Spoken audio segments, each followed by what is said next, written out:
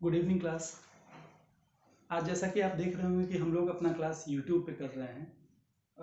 Actually जो हमारा धनेत्रा app है उसमें कुछ टेक्निकल प्रॉब्लम आ गया है। जब तक वो सॉल्व नहीं हो जाता है हम लोग यूट्यूब पे ही क्लास करेंगे।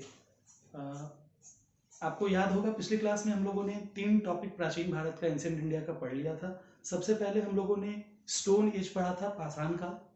उसके बाद हम लोगों ने पढ़ा था इंडस वैली सिविलाइजेशन, सिंधु घाटी सभ्यता। उसके बाद हम लोगों ने पढ़ा था वैदिक पीरियड, वैदिक काल।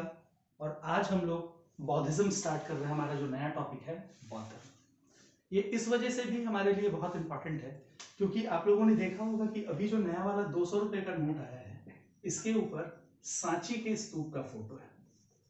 सांची स्तूपा का फोटो है और पहली बार ऐसा हो रहा है कि किसी बौद्ध धर्म के सिंबल को हमने अपने नोट के ऊपर जगह दी है। इस वजह से भी हमारे लिए बौद्धिज्म थोड़ा सा इंपॉर्टेंट हो जाता है। किसी भी एग्जाम में आप देखिए हमेशा बौद्धिज्म से क्वेश्चन पूछे ही जाते रहे हैं। तो आज हम लोग बौद्ध धर्म के ऊपर बात करेंगे। बौद्धिज्म चूंकि लंबा टॉपिक है तो इसको हम लोग 2 वीडियो में बांट करके पढ़ेंगे। तो चलिए शुरू करते हैं बौद्धिज्म।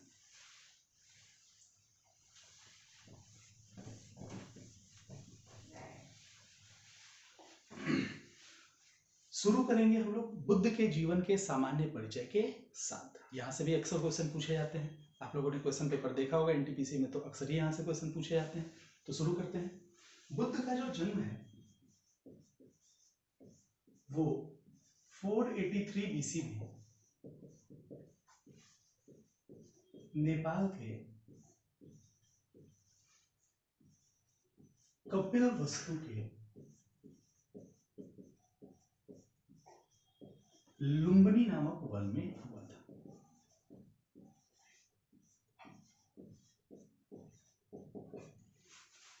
इतना तो हम लोग सब जानते हैं। जो पिछला कौन बनेगा महाकरोड़पति का एक सेशन था उसमें एक क्वेश्चन ये पूछ लिया गया कि बुद्ध का जो जन्म हुआ था वो किस वृक्ष के नीचे हुआ था। जनरली हम लोग पढ़ते हैं कि बुद्ध को ज्ञान की प्राप्ति पीपल के पेड़ के नीचे हुई थी, लेकिन क्वेश्चन ये पूछा गया कि बुद्ध का जन्म किस पेड़ के नीचे हुआ। आप लोग जानते भी होंगे कि बुद्ध की माँ प्रसव के समय अपने ससुराल से मायके की तरफ जा रही थी और रास्ते में ये लुम्बिनी नामक वन पड़ा और यहीं पे उन्हें अचानक प्रसव पीड़ा होती है और एक वृक्ष, जिस वृक्ष का नाम था साल वृक्ष, और इसी साल वृक्ष के नीचे उनका जन्म होता है 483 बीसी में। बुद्ध के जो पिता हैं, इनके पिता का नाम है शुद्धोधन। ये एक क्षत्रिय थे और ये शाक्य कुल के थे। ये शाक्य कुल के एक क्षत्रिय थे। इनकी मां जो है उनका नाम था महामाया।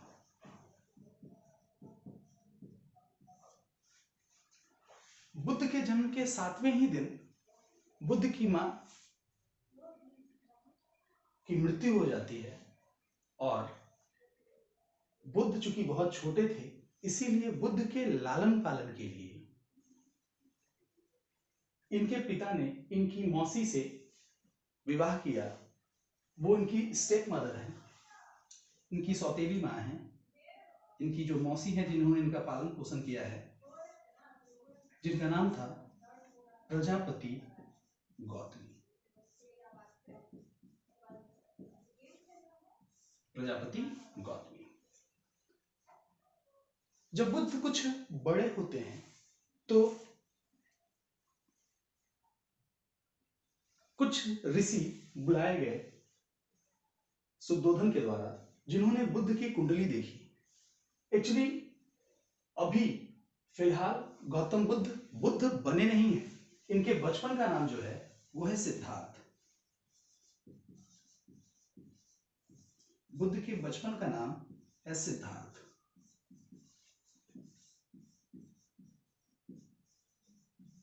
बुद्ध गौतम बुद्ध कहलाएंगे जब उन्हें ज्ञान की प्राप्ति हो जाएगी।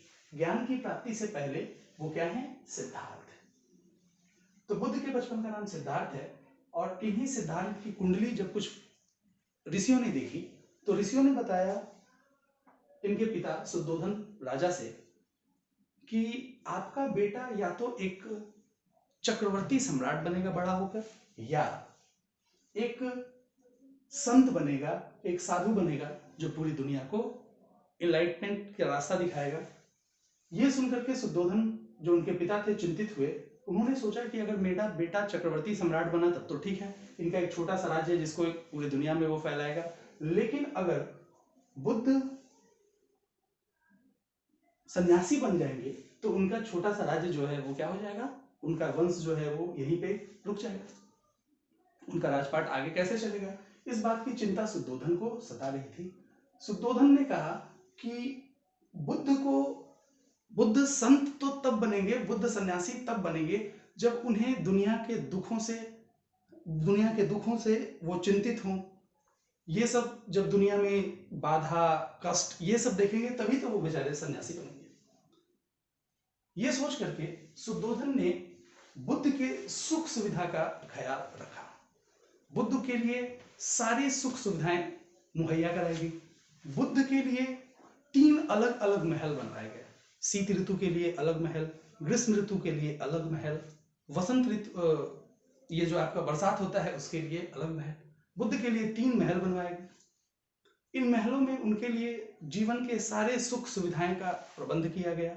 ये सोच करके शुद्धोधन ये सब कर रहे थे कि बुद्ध को जीवन का दूसरा पक्ष, दुख वाला पक्ष दिखाया ही ना जाए, उसको सिर्फ भोग विलास में इतना लिप्त कर दिया जाए कि वो कभी सन्यास के तरफ जाने के बारे में सोच भी ना पाए।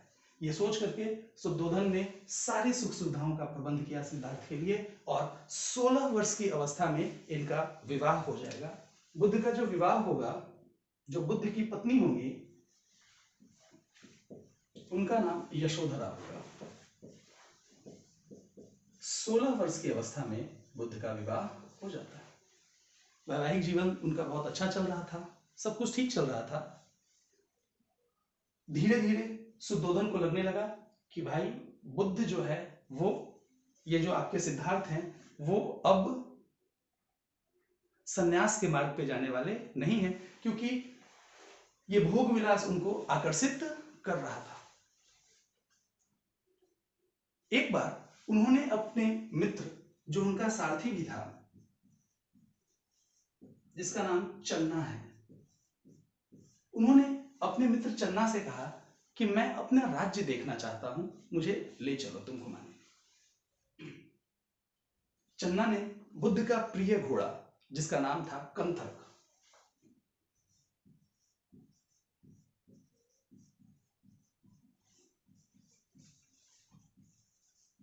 बुद्ध का प्रिय घोड़ा कंथक तैयार किया गया। ये क्वेश्चन एनटीपीसी में पूछा भी गया है कि बुद्ध के घोड़े का नाम क्या था, तो उसका नाम क्या था, कंथक। हाँ, तो बुद्ध का प्रिय घोड़ा कंथक तैयार किया गया और चन्ना बुद्ध को लेकर कंथक पे निकलते हैं। रास्ते में बुद्ध को 4 दृश्य नजर आए। सबसे पहले एक वृद्ध व्यक्ति नजर आया, फिर एक बीमार व्यक्ति नजर आया, फिर एक मृत व्यक्ति नजर आया। ये सब देख करके बुद्ध बहुत दुखी हो गए। बुद्ध को लगा कि मैं इतना धनवान हूं, राजा हूं, लेकिन ये जो भी चीजें हैं, बुढ़ापा, बीमारी, मृत्यु, इसको मैं रोक नहीं सकता। ये देख करके बुद्ध बहुत विचलित होते हैं। आगे जब बढ़ते हैं तो उन्हें एक सन्यासी नजर आता है जो कि बहुत खुश था अपने जीवन से। ये देख करके बुद्ध को लगा कि वास्तव में खुशी का जो मार्ग है वो सन्यास में ही है, और उन्होंने सोचा कि मुझे भी सन्यास ग्रहण कर लेना चाहिए। उन्होंने ये बात अपने मित्र चन्ना को बताई कि मुझे सन्यास लेना है। चन्ना ने समझा बुझा करके उनको महल में ले। बुद्ध का मन अब महल में लगता नहीं था। एक बार एक दासी आती है और सिद्धार्थ को बताती है कि प्रभु आपको एक पुत्र की प्राप्ति हुई है। बुद्ध ने कहा कि ये मेरे जिंदगी का राहु है, ये मेरे जिंदगी का बाधा है, और उनके पुत्र का नाम पड़ा राहु।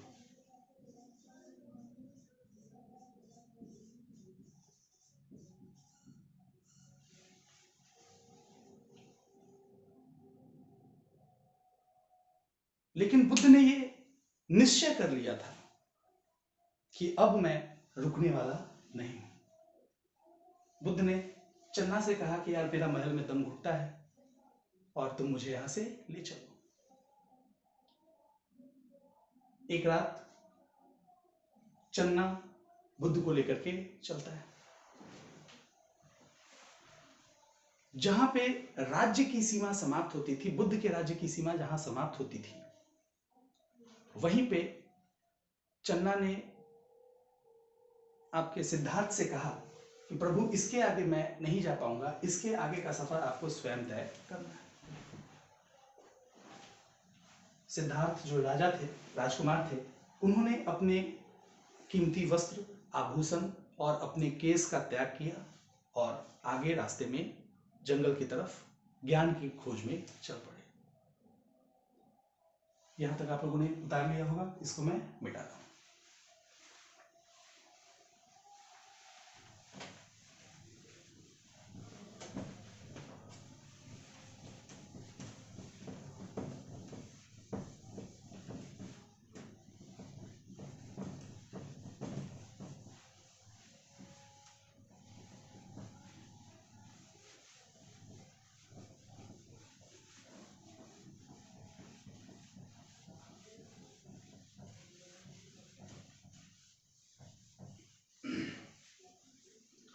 अब वन में भटकते भटकते उन्होंने सोचा कि कुछ ज्ञान की प्राप्ति की जाए, किन्हीं को गुरु बनाया जाए। इन्होंने 2 लोगों से शिक्षा प्राप्त की। इनके 2 गुरु होंगे। पहले गुरु जो इनके थे उनका नाम था अलार कलाम।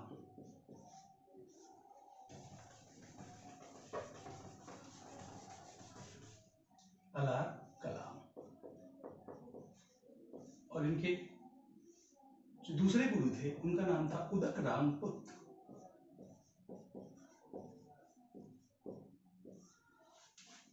दोनों गुरुओं से शिक्षा लेने के बाद भी उन्हें एहसास हुआ कि जिस ज्ञान की मुझे तलाश है वो यहाँ पे मिलने वाला नहीं है। वो आगे बढ़ते हैं और वन में ही भटकने के दौरान उन्हें 5 दोस्त मिलते हैं। उनके 5 दोस्त बनते हैं वन में भटकने के दौरान, और इन 5 के साथ मिलकर के बुद्ध ने तपस्या शुरू की जंगल में ज्ञान की प्राप्ति के लिए। एक कठोर साधना करने के बाद भी काफी दिनों तक बिना खाए पिए, हर प्रकार से अपने शरीर को कष्ट देते हुए उन्होंने ज्ञान प्राप्ति के लिए कठोर साधना की, लेकिन ज्ञान की प्राप्ति नहीं हुई। इसी दौरान एक सुजाता नाम की औरत आती है और बुद्ध से खीर खाने का अनुरोध करती है। बुद्ध ने खीर को ग्रहण किया। इस दृश्य को देख करके उनके जो 5 दोस्त थे जो उनके साथ तपस्या कर रहे थे, उन्होंने बुद्ध को कहा कि तुम पथ भ्रष्ट हो चुके हो, है ना, तुम राजकुमार हो, तुमसे तपस्या नहीं हो पाएगा। और ये कह करके 5 दोस्त उनको छोड़ करके चले गए। बुद्ध यहाँ अकेले पड़ गए और बुद्ध ने सोचा कि नहीं, मुझे आगे बढ़ना चाहिए। उन्होंने इस जगह को छोड़ दिया। आगे जब बढ़ रहे थे उसी दौरान उन्होंने देखा कि एक वीणा बजाने वाला व्यक्ति वीणा बजाने की कोशिश कर रहा था। इसके लिए उसने वीणा के तार को जब कस के बांधा तो तार टूट गया। जब वीणा के तार को ढीला छोड़ा तो वीणा बज नहीं रही थी। जब उसने मध्यम मार्ग अपनाया, ना बहुत तेज और ना ही बहुत ढीला, जब उसने मध्यम तरीके से वीणा के तार को बांधा तो वो मधुर संगीत दे रहा था। इससे बुद्ध को एहसास हुआ कि शरीर को बहुत ज्यादा कष्ट दे करके ज्ञान की प्राप्ति नहीं हो सकती है, और उन्होंने मध्यम मार्ग को अपनाने का निश्चय किया। बुद्ध ने यहाँ पे मध्यम मार्ग को अपनाया, मध्यम मार्ग के बारे में सोचा और वो पहुंच गए बोध गया। बोध गया में निरंजना नदी के किनारे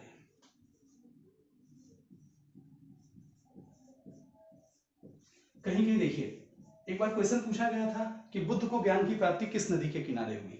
एक्चुअली बुद्ध को ज्ञान की प्राप्ति तो निरंजना नदी के ही किनारे हुई, लेकिन कहीं कहीं निरंजना ऑप्शन में नहीं देकर के फल्गु लिखा हुआ मिलता है। तो फल्गु भी गलत नहीं है। एक्चुअली निरंजना नदी फल्गु में ही जाके मिलती थी। अभी चूंकि इसकी धारा सूख गई तो बहुत लोग इसको ऑप्शन में देते ही नहीं है, बल्कि फल्गु ही ऑप्शन दे देते हैं। तो आपको निरंजना लिखा हुआ मिल जाए तो ये भी सही है, फल्गु लिखा हुआ मिल जाए तो ये भी सही है। तो बोध गया में निरंजना या फल्गु नदी के किनारे पीपल के वृक्ष के नीचे, पीपल वृक्ष के नीचे बुद्ध को ज्ञान की प्राप्ति होती है। देखिए 29 वर्ष मैंने इसलिए लिखा है क्योंकि 29 वर्ष की अवस्था में बुद्ध ने गृह का त्याग किया था। कितने वर्ष की अवस्था में? इस 29 वर्ष की अवस्था में बुद्ध ने घर को छोड़ा था और 6 वर्ष तक जंगल में भटकने के बाद अपने जीवन के 35वें वर्ष में उनको ज्ञान की प्राप्ति होती है। 35वें वर्ष में ज्ञान प्राप्त होता है। ज्ञान प्राप्ति के बाद वो सोचे कि मैं किससे मिलूं, किसको बताऊं ये बात कि ऐसे ऐसे मेरे साथ हुआ, मैं है ना, मुझे लगता है कि मैंने ज्ञान प्राप्त कर लिया। उन्होंने सोचा कि क्यों ना उन्हीं 5 दोस्तों से मिलूं जो मुझे छोड़ करके चले गए थे। और इन्हीं 5 दोस्तों को खोजते हुए वो पहुंचते हैं सारनाथ। सारनाथ में एक जगह है ऋषिपत्तनम। यहीं सारनाथ के ऋषिपत्तनम में 5 दोस्त से जाकर के वो मिलते हैं और अपने ज्ञान प्राप्ति की बात बताते हैं। 5 दोस्तों के साथ बुद्ध ने बैठ करके धर्म के ऊपर एक लंबी चर्चा की। धर्म के ऊपर एक लंबा वाद विवाद हुआ और फाइनली इन 5 दोस्तों को ऐसा महसूस हुआ कि वास्तव में बुद्ध को ज्ञान की प्राप्ति हो गई है। और अगर आपसे सवाल पूछा जाए कि बुद्ध ने अपना पहला उपदेश कहाँ दिया, तो बुद्ध ने अपना पहला उपदेश सारनाथ के ऋषिपत्तनम में दिया। कई बार ये क्वेश्चन आपको एग्जाम में दिखता हुआ मिल जाएगा। बुद्ध ने अपने जो पहला उपदेश दिया वो सारनाथ में दिया अपने इन्हीं 5 मित्र को। और इस घटना को जो उन्होंने सारनाथ में उन्होंने अपना क्या दिया है, प्रथम उपदेश। और इस घटना को कहा जाता है धर्म चक्र परिवर्तन या प्रवर्तन।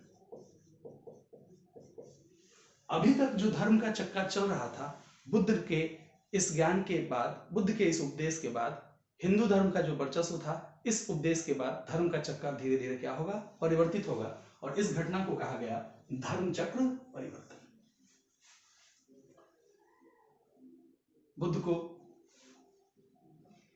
बुद्ध ने यहाँ पे अपना जो पहला उपदेश दिया है वो उन्होंने पाली भाषा में दिया है।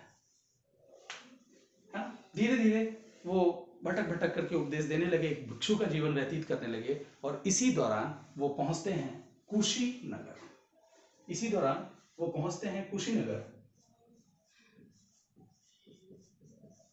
और घटना है 563 BC की। यहीं पे एक चुंद नाम का लुहार है, वहीं पे वो भोजन ग्रहण करते हैं।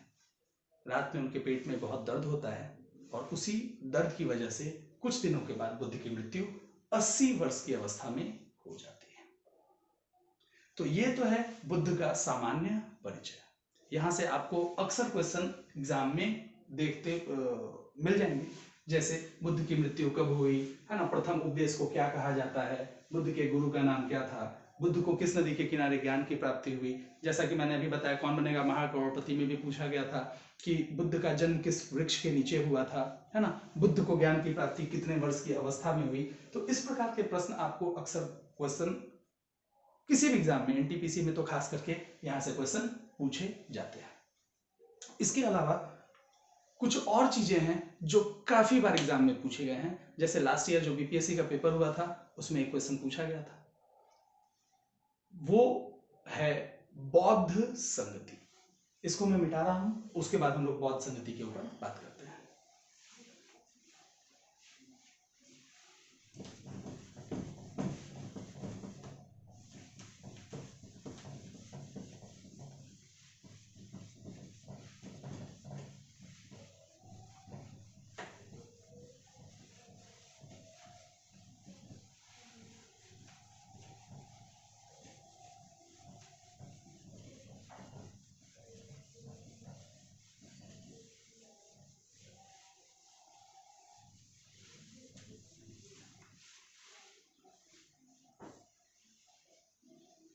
अब हमारा जो नेक्स्ट टॉपिक है वो है बौद्ध संगति।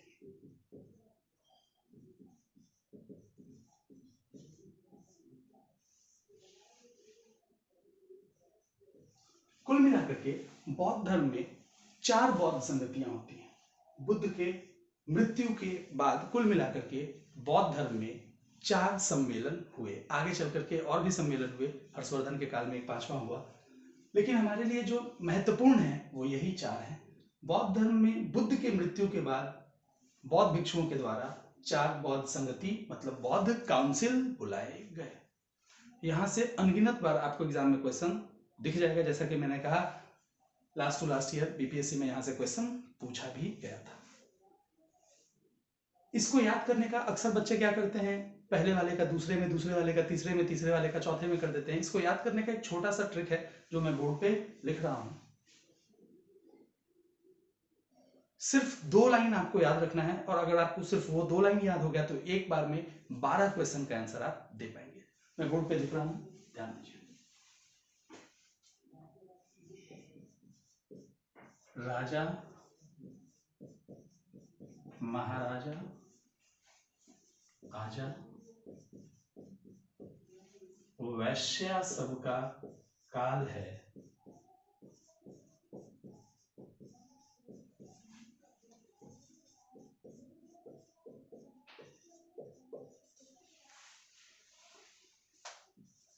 पटाओ मत आशिक,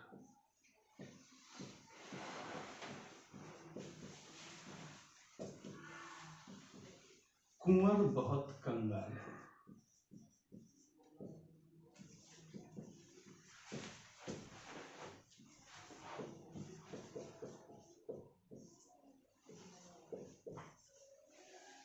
देखिए, अगर सिर्फ आप ये 2 लाइन याद रख लेते हैं तो एक बार में आपको 12 क्वेश्चन का आंसर आप दे सकते हैं। देखिए, ये बौद्ध संगति से क्वेश्चन पूछे कैसे जाते हैं, पहले तो मैं ये बताता हूं आपको।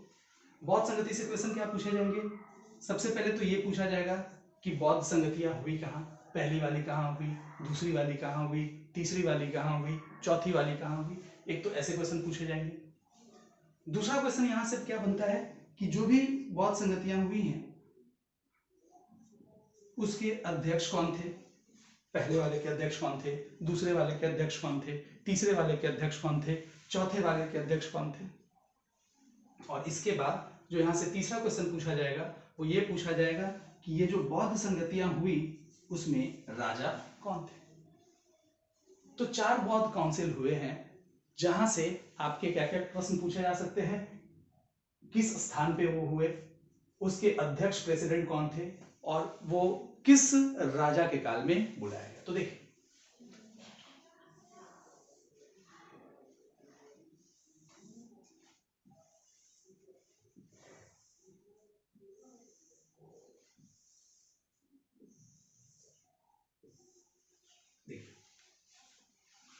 ये जो यहां से लेके यहां तक है, ये है आपका पहला बॉक्स। इस पहले बॉक्स में जो भी इंफॉर्मेशन होगा, है ना, इस पहले बॉक्स में आपको हर चीज का इंफॉर्मेशन मिल जाएगा, किस जगह पे हुआ, उसके प्रेसिडेंट कौन थे और उसका किंग कौन था। सेकंड बॉक्स से आपको सेकंड बौद्ध काउंसिल के बारे में सब कुछ पता चल जाएगा। ये जो थर्ड बॉक्स है इससे आपको थर्ड बौद्ध संगति का सारा इंफॉर्मेशन मिल जाएगा। और ये जो आपका फोर्थ बॉक्स है इससे आपको फोर्थ बौद्ध काउंसिल का सारा इंफॉर्मेशन मिल जाएगा। ध्यान से देखना है, ये फर्स्ट है, ये सेकंड, ये थर्ड, ये फोर्थ। ये वाला बॉक्स फर्स्ट के बारे में बताएगा, ये वाला बॉक्स सेकंड के बारे में बताएगा, ये वाला बॉक्स थर्ड के बारे में बताएगा, और ये वाला बॉक्स फोर्थ के बारे में बताएगा। ध्यान से देखना है, हर बॉक्स में पहला वर्ड प्लेस को इंडिकेट करेगा। हर बॉक्स में पहला वर्ड किसको इंडिकेट करेगा, स्थान को। जैसे अगर किसी ने पूछा कि बताइए पहली बौद्ध संगति किस स्थान पे हुई थी, पहली, तो सीधा हमें क्या सोचना है कि पहली बौद्ध संगति पूछा गया है तो पहले वाले बॉक्स में होगा उसका आंसर।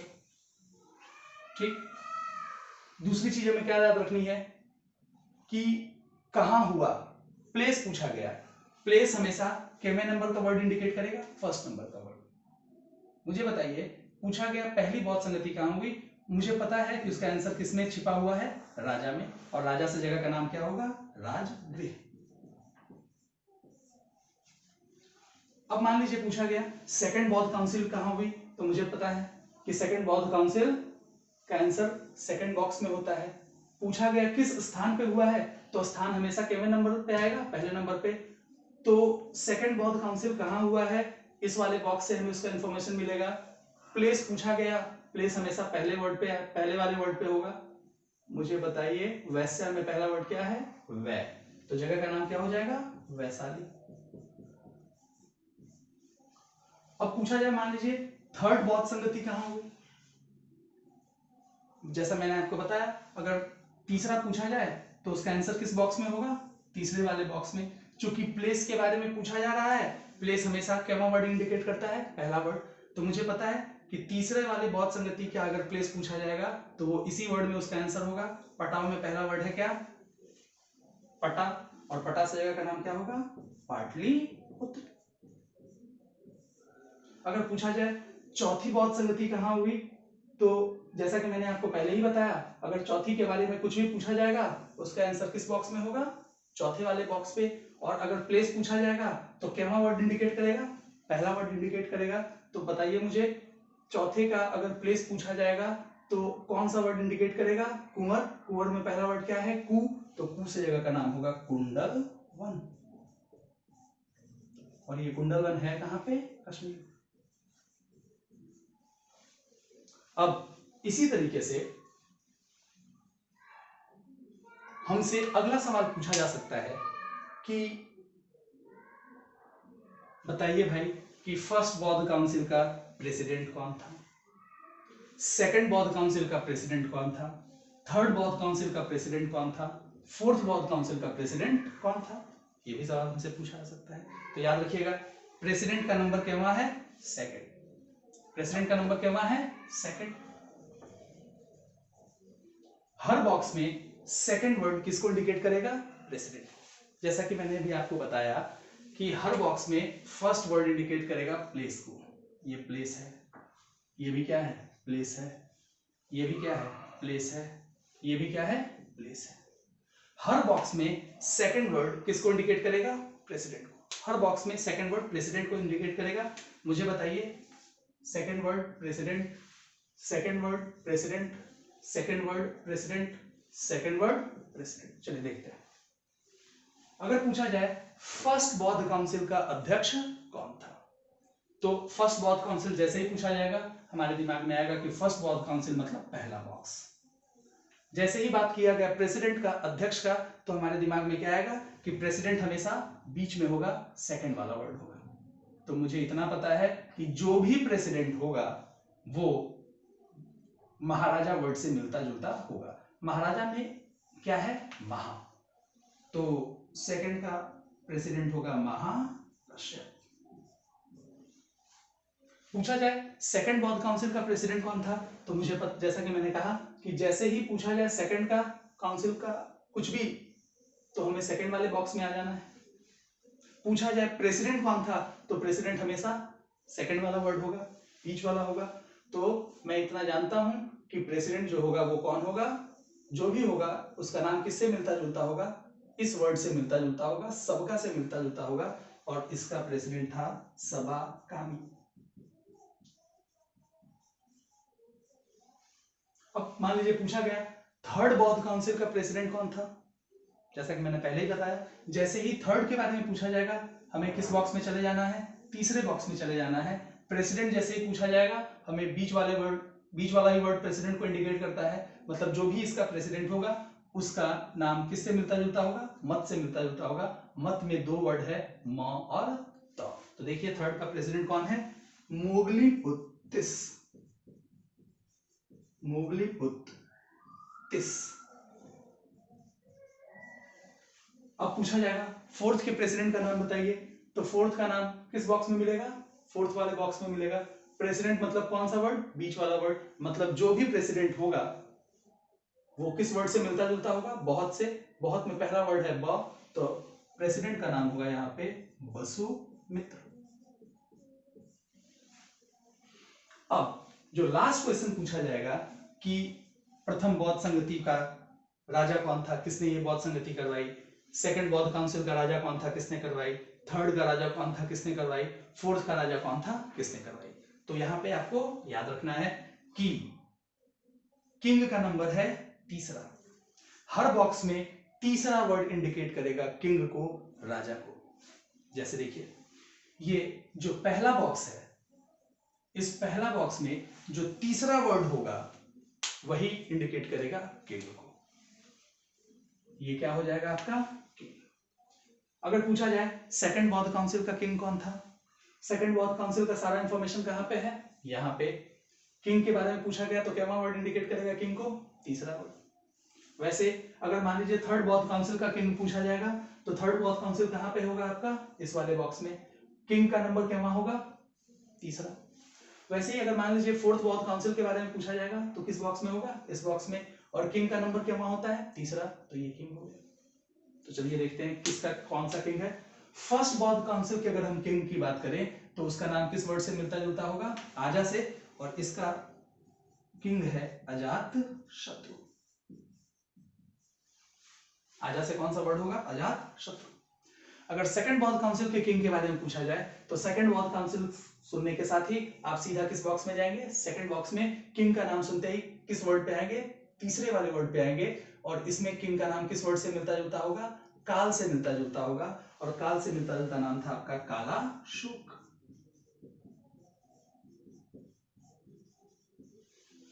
जब हम लोग मगध महाजनपद पढ़ेंगे, 16 महाजनपद में एक महाजनपद था मगध महाजनपद, उसी महाजनपद का ये एक शासक है शिशुनाग वंश का, इसके बारे में हम लोग वहां पे देखेंगे। अब आइए हम लोग बात करते हैं थर्ड बौद्ध काउंसिल का राजा कौन था, किसने करवाया। जैसे ही थर्ड बौद्ध काउंसिल मैंने कहा, किस बॉक्स में हमको आ जाना है, इस वाले बॉक्स में आ जाना है। राजा पूछा गया मतलब तीसरा वर्ड। और थर्ड बौद्ध काउंसिल का राजा किस वर्ड से मिलता जुलता होगा, आशिक से मिलता जुलता होगा। और आशिक से मिलता जुलता नाम है अशोक। तो थर्ड बौद्ध काउंसिल को कराने वाला राजा कौन है, अशोक। वैसे ही अब क्या पूछा जा सकता है आपसे, फोर्थ बौद्ध काउंसिल। क्या पूछा जा सकता है, फोर्थ बौद्ध काउंसिल का राजा कौन था, किसने करवाया। जैसे ही फोर्थ के बारे में पूछा जाएगा हम लोग सीधे चौथे बॉक्स में आएंगे। राजा के बारे में जैसे ही पूछा जाएगा, हम लोग जानते हैं कि राजा इंडिकेट करेगा तीसरा वाला वर्ड। तो जो भी राजा होगा उसका नाम इस वर्ड से मिलता जुलता होगा। कंगाल में पहला वर्ड है क, तो राजा का नाम क से होगा, जिसका नाम है कनिष्क। ठीक है। अब देखिए, हो सकता है कि बहुत सारे बच्चे पहली बार प्रेसिडेंट का नाम जो मैंने लिखा है ना, बहुत सारे बच्चे हो सकते हैं कि प्रेसिडेंट का नाम आज तक नहीं सुने हो। ये सब नाम जैसे सबाकामी, मोगलीपुत्तिश, हो सकता है कि कुछ बच्चे ना सुने हो ये नाम। लेकिन घबराने की जरूरत नहीं है, ये नाम अपने आप आपको याद हो जाएगा। देखिए क्या है कि आपसे जो भी प्रश्न पूछे जाएंगे वो ऑब्जेक्टिव लेवल के जो होंगे, जो भी प्रश्न, उसके साथ आपको ऑप्शन भी दिया हुआ मिलेगा। मान लीजिए पूछ लिया गया कि बताओ फर्स्ट बौद्ध काउंसिल का प्रेसिडेंट कौन था, प्रथम बौद्ध संगति का अध्यक्ष कौन था। प्रथम का पूछा गया तो मैंने जैसा कि आपको बताया कि प्रथम का पूछा जाएगा, सीधा हम लोग फर्स्ट वाले बॉक्स में आ जाएंगे। अध्यक्ष पूछा जाएगा, इसका मतलब कि अध्यक्ष जो होता है वो कहां होता है, बीच में होगा। अध्यक्ष कहां पे होगा, बीच में होगा।